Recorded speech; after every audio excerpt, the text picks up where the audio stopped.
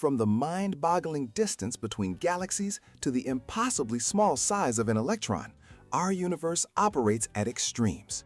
Writing these numbers down with all their zeros is not just tedious, it's a recipe for mistakes. How do scientists and engineers tame these numerical beasts? They start with a simple, powerful idea: indices, or exponents. You already know this as a shorthand for repeated multiplication. Instead of writing 2 times 2 times 2, you just write 2 to the power of 3. There are clear rules for how these indices work when you multiply or divide, which keeps calculations clean. But things get really interesting with negative indices. A number raised to a negative power, say 2 to the minus 4, doesn't mean a negative result.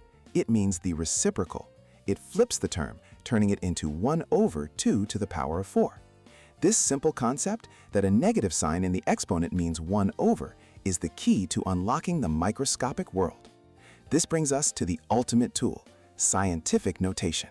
It's a universal standard for writing any number, big or small. You write it as a number between 1 and 10, multiplied by a power of 10. That power, the exponent, tells the whole story. For a huge number like 4,500,000, you move the decimal point 6 places to the left, giving you 4.5 times 10 to the power of 6.